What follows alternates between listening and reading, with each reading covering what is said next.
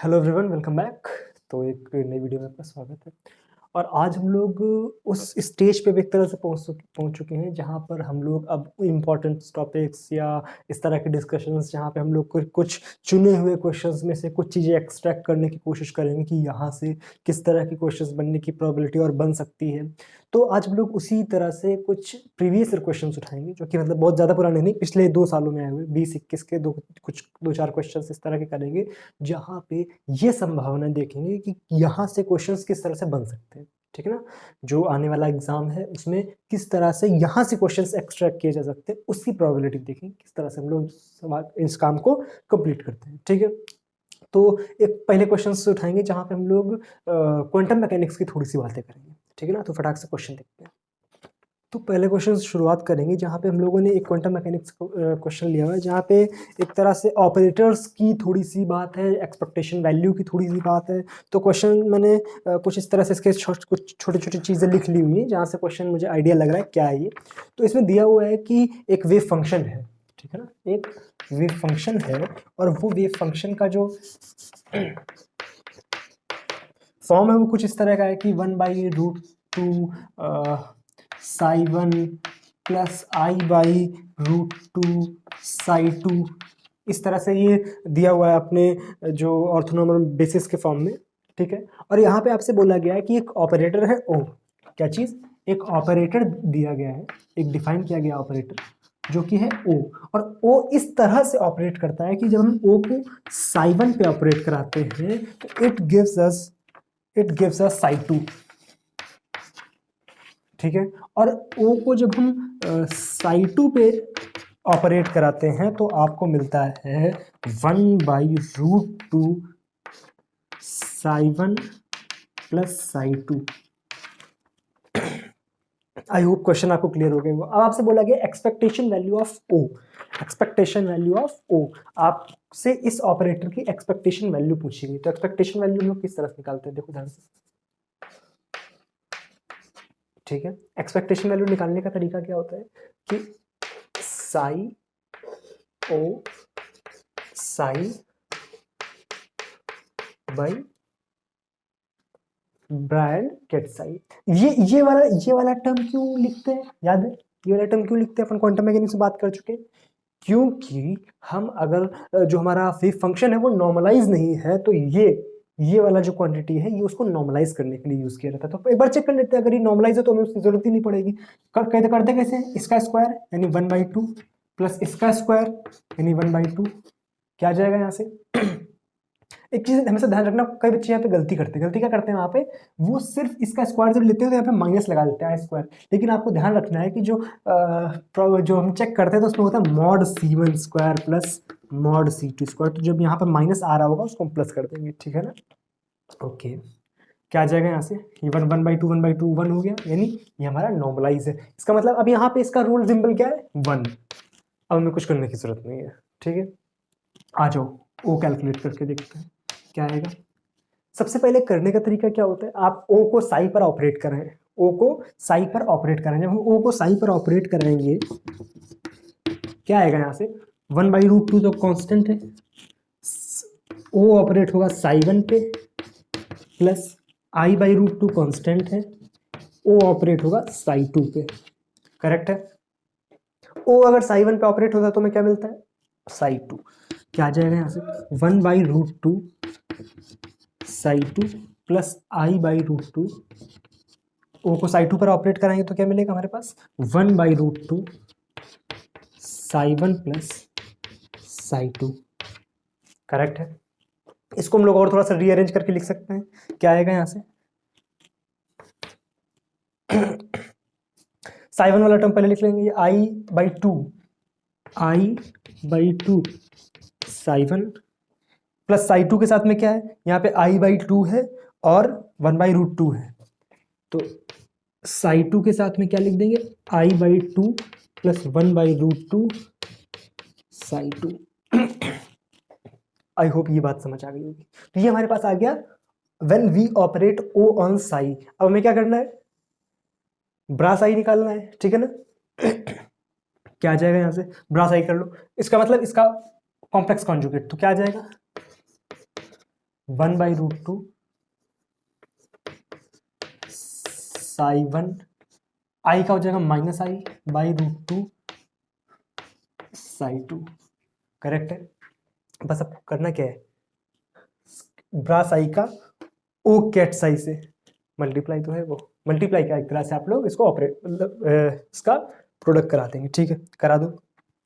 इसका इसमें कराने का सिंपल तरीका क्या है, साई1 वाला देखो ये ऑर्थोनॉर्मल बेसिस है, इसका मतलब ये है आप साई1 करेंगे, सॉरी साई1 करेंगे तो आपको मिलेगा 1, लेकिन अगर आप साई1 साई2 करेंगे तो आपको मिलेगा 0। तो जाहिर सी बात हमें बाकी करने की जरूरत ही नहीं है, केवल साई1 का साई1 से कराना है और साई2 वाले का साई2 वाले से कराना है। तो साई1 के साथ में क्या है 1/2 और यहाँ पे साई1 के साथ में क्या है i/2, तो आगे हमारे पास 1/√2 इंटू i/2। करेक्ट है। साई2 के साथ में क्या है -i/√2 इंटू i/2 प्लस 1/√2। बात क्लियर है। ये अब आपका जो भी सॉल्व करने पर आंसर आ जाएगा। करने का सिंपल तरीका हमारे पास क्या होना चाहिए, जस्ट अ सेकेंड जॉब उठा लूं। करने का हमारे पास सिंपल तरीका ये है कि हमें ये एनालाइज करना है कि क्वेश्चंस में हमसे बोला क्या गया। हमें अगर ऑपरेटर ओ की एक्सपेक्टेशन वैल्यू निकालनी है तो हमें फर्स्ट ऑफ ऑल तो ये पता होना चाहिए कि एक्सपेक्टेशन वैल्यू हम निकालेंगे कहाँ से, क्या फॉर्मूला है इसका, क्या शुरुआत कहाँ से करेंगे। तो शुरुआत हमें पता है कि एक्सपेक्टेशन ओ का फॉर्मूला। देखो बात केवल एक सवाल की नहीं है कि यह सवाल किस तरह से करना, हमें हर सवाल को अप्रोच किस तरह से करना ये मैटर करता है। ठीक है, तो आपको ये पता होना चाहिए कि जो ओ है उसकी एक्सपेक्टेशन वैल्यू का ये फॉर्मूला है। ठीक है, फिर हमें एक एक स्टेप ध्यान देखो, पहले हमें क्या कराना है, ओ को साई पे ऑपरेट कराना है। अगर हम ओ को साई पे ऑपरेट करा रहे हैं तो उसमें कुछ जो चीजें आ रही हैं वो हमें गिवन कंडीशन में दी गई हैं।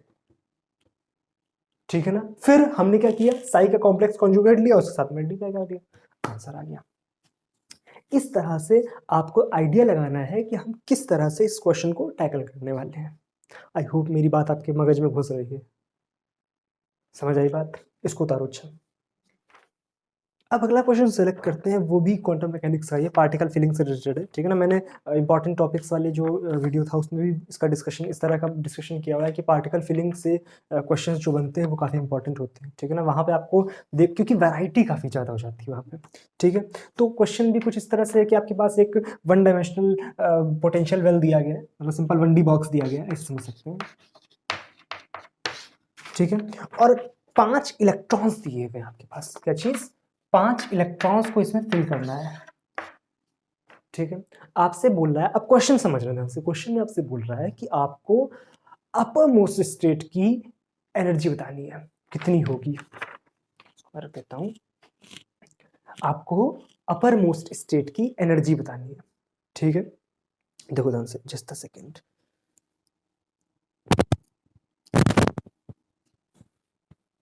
हाँ सॉरी, वो फंस गया था इसकी वायर। ठीक है, तो मान लो हमारे पास ये बॉक्स है। ठीक है, एनर्जी लेवल्स दिखा लेते हैं। ये मान लो ग्राउंड था, ये 1 था, ये 2 है, ये 3, इस तरह से है एनर्जी लेवल्स।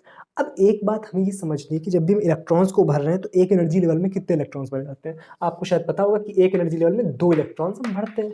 ये कहाँ से निकल के आते हैं, मान लो अच्छा इलेक्ट्रॉन्स नहीं दिए होते, मान लो इलेक्ट्रॉन्स नहीं दिए होते, आप चलो पहले कर लेते हैं, इलेक्ट्रॉन्स को मान के कर लेते हैं, फिर इसको समझेंगे, इसको जनरलाइज करेंगे। ठीक है ना, तो एक एनर्जी लेवल में हमें 2 इलेक्ट्रॉन्स भर सकते हैं। तो ये n = 1, ये n = 2, ये n = 3, ये n = 4, इस तरह से हमें भरना है।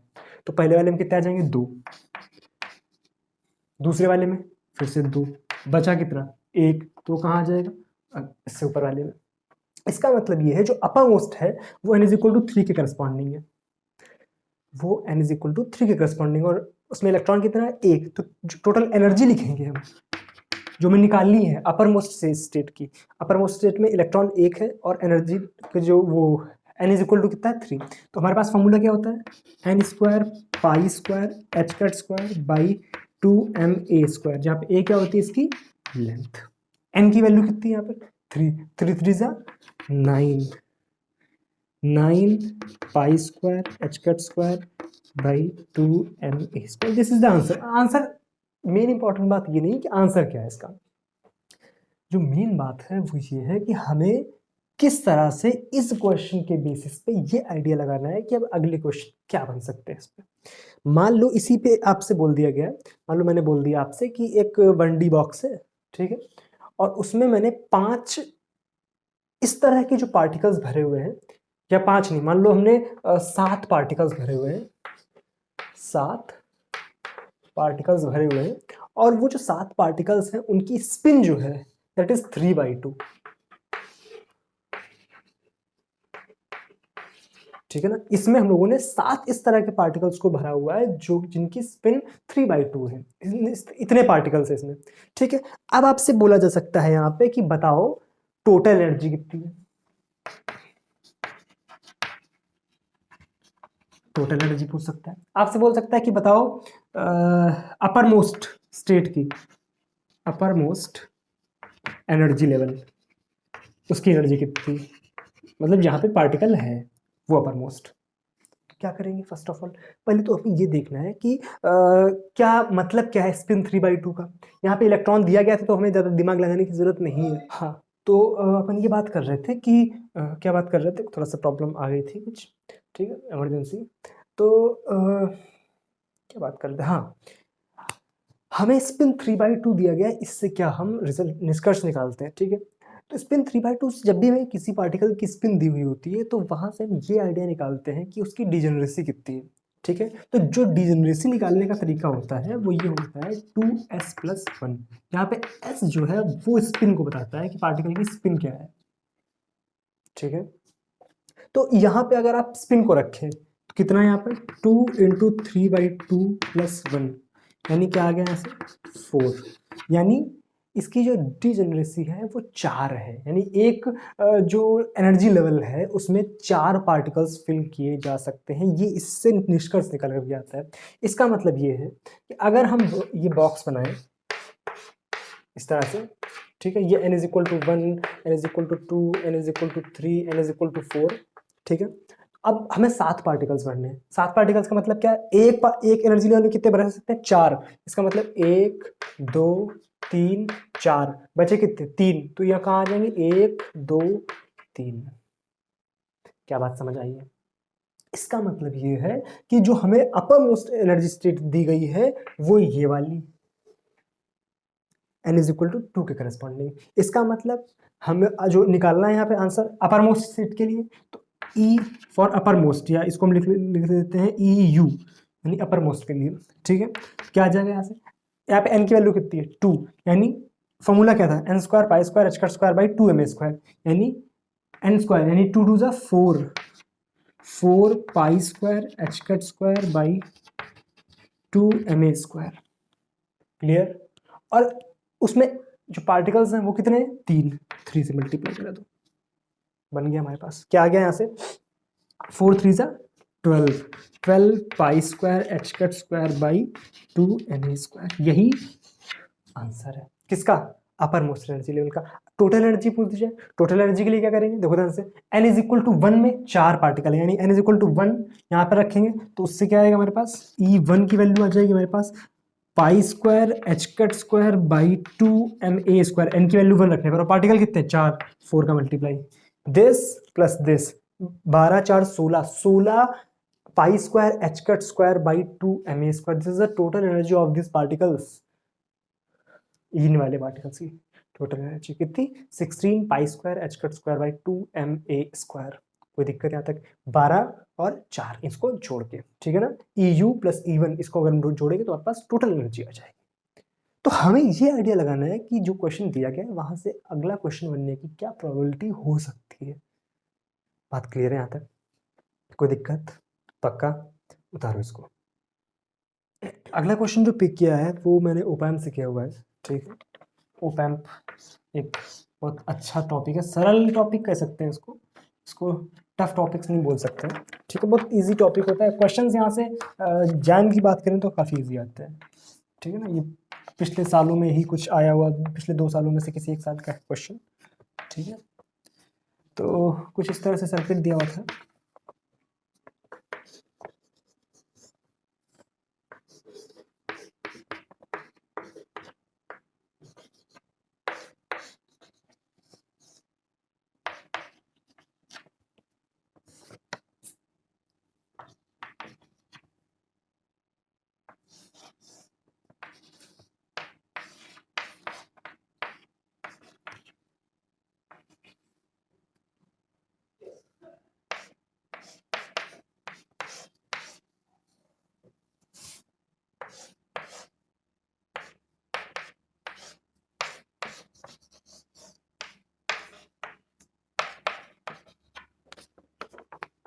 ठीक है, मेरे ख्याल से सर्किट मैंने बना दिया हुआ है और आपसे बोला गया था कि बताइए इसमें वी नॉट की क्या वैल्यू आएगी, किसकी, वी नॉट की, वहाँ फाइनल आउटपुट हमें क्या मिलेगा। ठीक है, सब कुछ बना हुआ है। ठीक, करने का सिंपल तरीका क्या होता है, ओप एम्प में मोस्टली क्वेश्चंस यहाँ से आते हैं जहाँ से आपको सर्किट दिया हुआ था, सर्किट सॉल्व करना होता है। ठीक है, तो करने का यहाँ पे जो मेजर क्वेश्चन दिए होंगे आपको वर्चुअल ग्राउंड कॉन्सेप्ट के दिए होंगे। और एक चीज़ हमसे ध्यान रखना, वर्चुअल ग्राउंड कॉन्सेप्ट हमेशा तभी अप्लाई होगा जबकि सर्किट हमारा नेगेटिव फीडबैक सर्किट हो।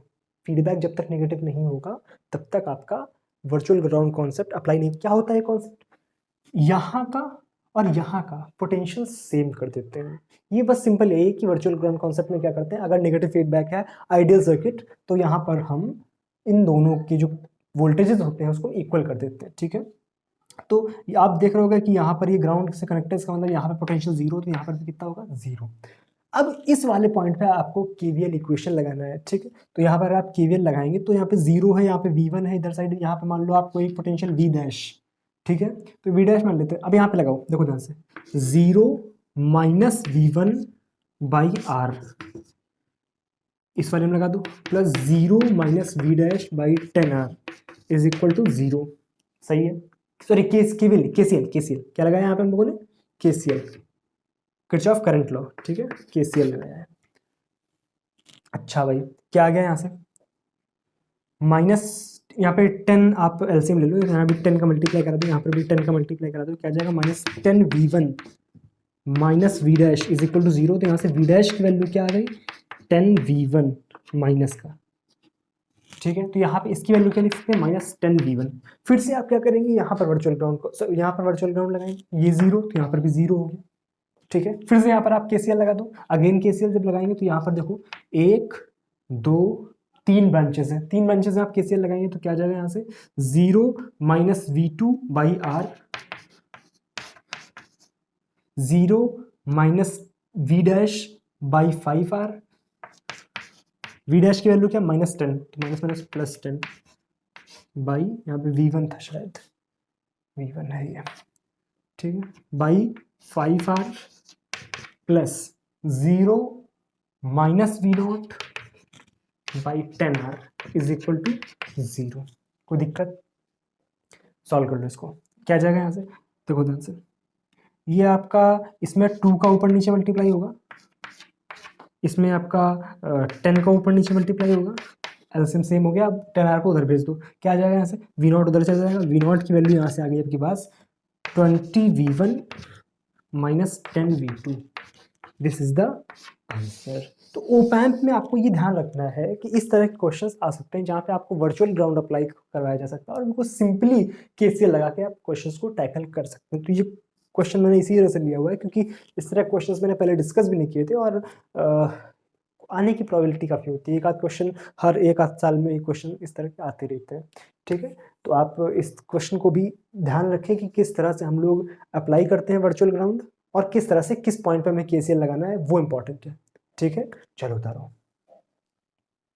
तो इस क्लास में इतना ही रखते हैं, बाकी नहीं पढ़ते हैं। 2-3 क्वेश्चंस मैंने डिस्कस किए जो कि कुछ इंपॉर्टेंस थे, जहाँ पर कुछ इस तरह के जो मुद्दे निकल करके आ रहे थे कि यहाँ से क्वेश्चन बनने की प्रोबेबिलिटी अच्छी होती है। उस ओप एम्प हो सकता है, आपका पार्टिकल फिलिंग हो सकता है, आपका नॉर्मल वेव फंक्शन के क्वेश्चन हो सकते हैं, तो वहाँ से आपके क्वेश्चंस बनने की प्रोबेबिलिटी काफ़ी ज़्यादा होती है। ठीक है, तो आप इन क्वेश्चंस को अपने दिमाग में रखें और प्रीवियस ईयर क्वेश्चन ज़रूर करते रहें, उनके बेसिस पे काफ़ी क्वेश्चंस आते हैं। ठीक है, तो प्रीवियस ईयर अगर आपने किया हो तो आपके पास आइडिया रहेगा, बाकी तो मैं कराता ही रहता हूँ थोड़ा बहुत धीरे धीरे। और आप नीचे कमेंट सेक्शन में लिख के ज़रूर बताएं कि और किस तरह के क्वेश्चंस मुझे कराने हैं और क्या कराना चाहिए। ठीक है ना, अब लेस देन अ मंथ बचा हुआ है।